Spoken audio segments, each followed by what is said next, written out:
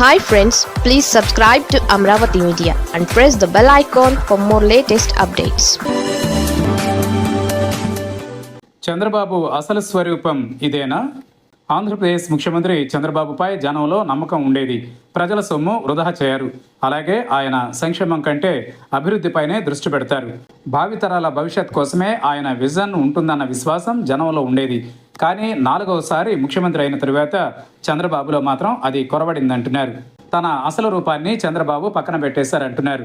గత ప్రభుత్వానికి ఏమాత్రం తగ్గకుండా అప్పులు చేసి సంక్షేమాన్ని అమలు చేస్తున్నారు.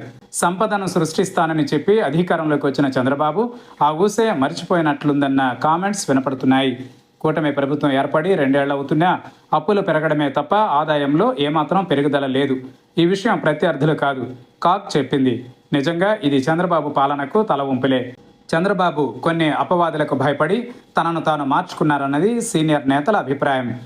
ఇచ్చిన మాట తప్పకూడదన్న ఏకైక కారణంతో ఎన్నికలలో ఎలాగైనా గెలవాలని తలకు మించిన హామీలను ఇవ్వడం ఒక తప్పు కాగా, వాటిని అమలు చేయడం కోసం శక్తికి మించిన అప్పులు చేయడం చంద్రబాబు శక్తి సామర్థ్యాలకే ఇప్పుడు పరీక్షగా మారిందంటున్నారు.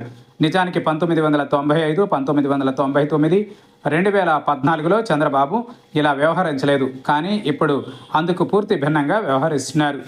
ఇందుకు ప్రధాన కారణం జగన్పై అంత వ్యతిరేకత ఉన్నప్పటికీ 40% ఓట్లు వచ్చాయంటే అది సంక్షేమ పథకాల వల్లనే కారణమని చంద్రబాబు భావించి ఉండవచ్చు. అందుకే ఆయన భయం. అందుకే ఆయన ఈసారి అభివృద్ధి కంటే సంక్షేమంపైనే ఎక్కువ దృష్టి పెట్టారు. అలాగే కేంద్రంలో మద్దతు దొరుకుతుండటంతో అప్పులు చేసి మరీ పథకాలను అమలు చేస్తున్నారు. కానీ ఇంకా 3 ఏళ్లు గడవాలి. ఈ 3 ఏళ్లలో ఎంత అప్పులు చేస్తారు? చేసినా తగిన రాజకీయ ప్రయోజనం లభిస్తుందా? అభివృద్ధి పనులు చంద్రబాబు అనుకున్నట్లు సాగుతాయా అన్నది మాత్రం నిస్సందేహంగా సందేహమే. అందుకే చంద్రబాబు మారారు. కానీ మారిన చంద్రబాబును మాత్రం ఇలా ఎవరూ ఊహించుకోలేదని పార్టీ సీనియర్ నేతలు అభిప్రాయపడుతున్నారు.